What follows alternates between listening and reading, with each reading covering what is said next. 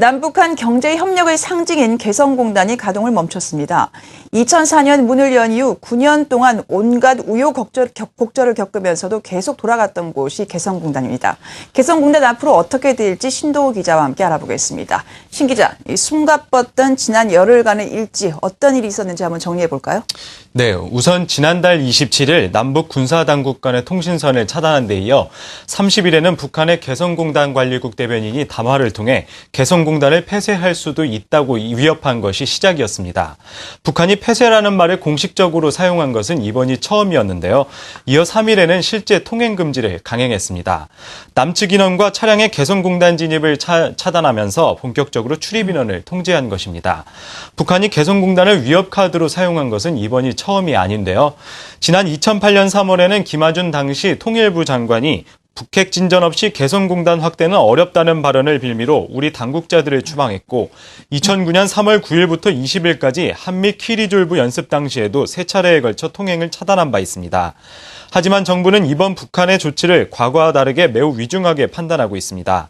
정전협정 백지화와 전시 상황 돌입, 개성공단 폐쇄 위협 발언까지 이어진 직후 나왔다는 점에서 긴장감의 강도가 다르다는 것입니다. 또 8일에는 김양건 노동당 대남당당 비서가 담화를 통해 개성공단 가동 잠정 중단을 선언했습니다. 북한은 이르면 오늘 중거리 탄도미사일을 발사할 것이라는 보도가 이어지고 있습니다. 네, 일단 북측의 인력이 모두 철수하면서 일할 사람이 없어서 중단이 된 그런 모양새인데 이대로 가다가 문을 정말 닫는 것 아닌가 이런 우려가 높아지고 있습니다. 개성공단 정말 이대로 끝날 가능성 있는 겁니까? 네, 북한이 8일에 북한 근로자 철수, 가동 중단, 폐쇄 검토 등 연일 험한 말을 쏟아내서 개성공단 입주 기업인들이 하루 종일 근심과 걱정의 하루를 보냈습니다.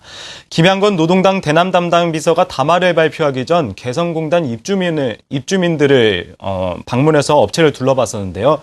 이에 개성공단 입주 기업들이 한때 북한이 개성공단에 화해 제스처를 보낸 것이 아니냐는 해석이 제기되기도 했습니다. 하지만 김 비서는 이내 개성공단 잠정 중단 조치를 발표했습니다. 북한이 8일 북측 근로자 5만 3천여 명을 출근시키지 않음으로써 사실상 공장 가동이 중단됐다고 볼 수 있습니다. 이는 2004년 개성공단이 첫 생산품을 내놓은 이후에 9년 만에 처음 있는 일입니다. 개성공단 업체들의 조업 중단이 현실화된 어제 정부는 공단이 계속 유지돼야 한다는 입장에 변함이 없다고 밝혔습니다. 공단 폐쇄보다는 안정적 유지에 우선순위를 두고 북한의 변화를 유도하겠다는 뜻을 재확인한 것입니다. 미국 정부도 북한이 개성공단을 잠정적으로 가동 중단한다고 발표한 데 대해 유감을 표명했습니다.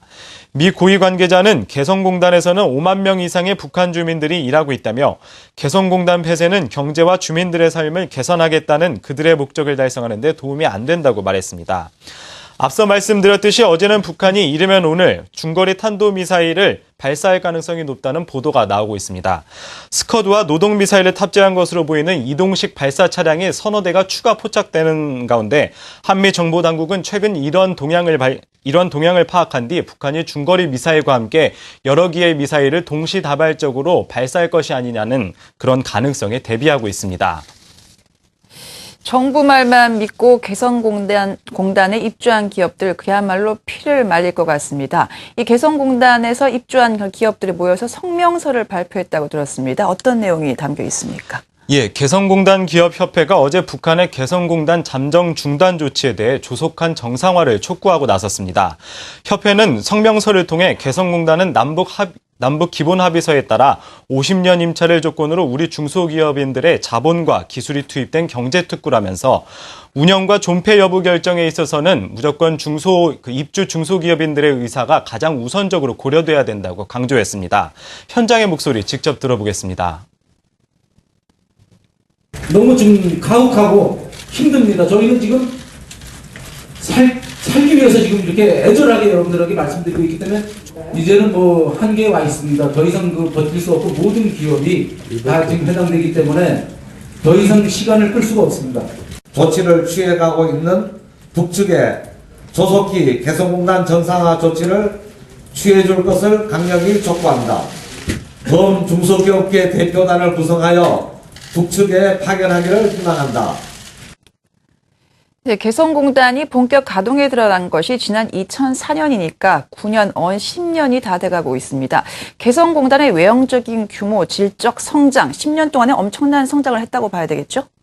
네, 고 정주영 명예회장이 지난 1999년 10월 1일 김정일 국방위원장과 만나서 공단 건설 등을 협의한 뒤 김용순 북한 아시아태평양 평화위원회 위원장과 공단 건설에 대해 큰 틀에서 합의한 것이 개성공단의 시초라고 볼 수 있습니다.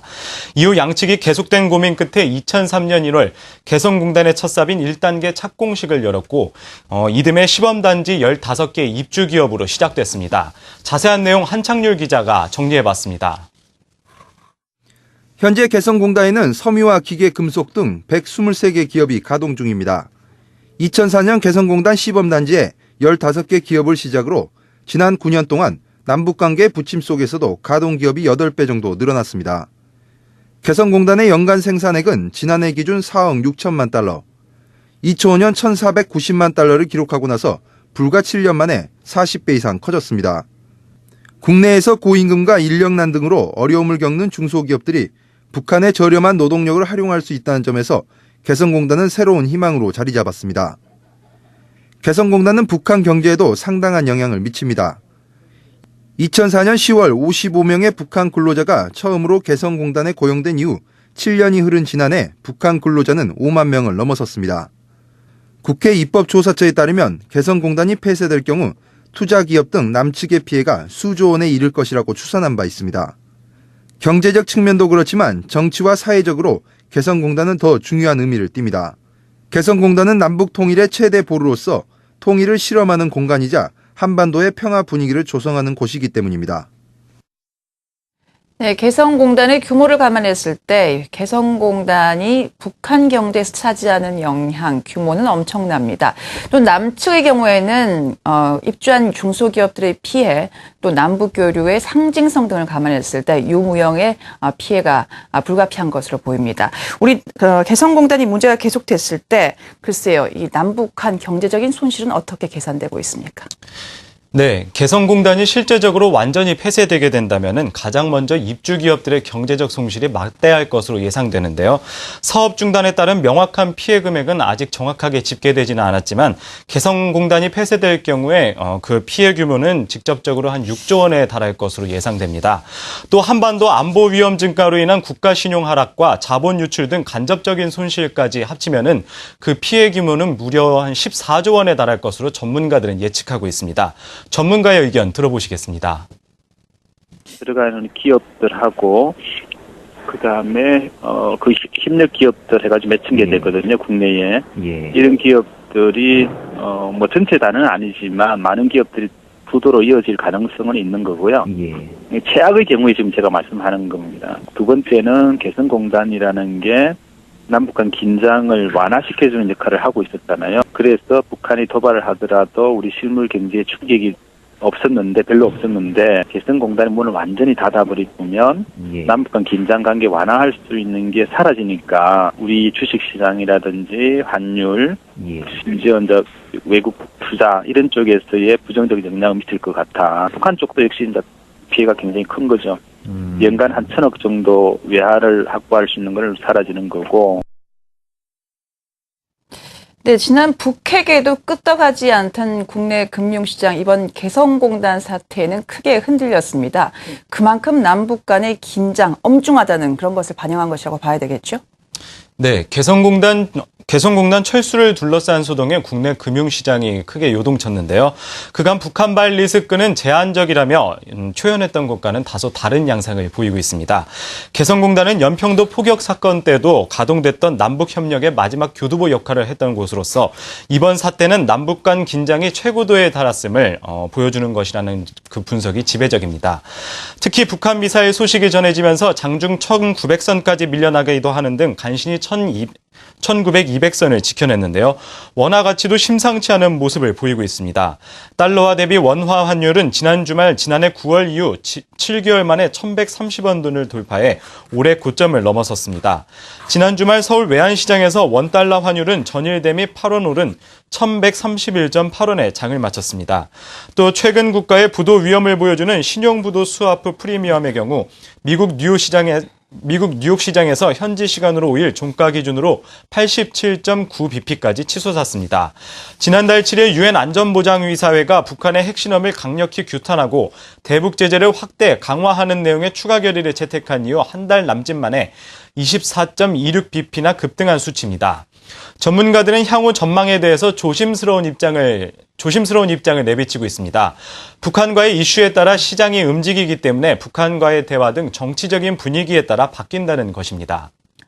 네, 개성공단 잠정 중단에 따른 영향을 신동우 기자와 함께 살펴봤습니다. 얘기 잘 들었습니다.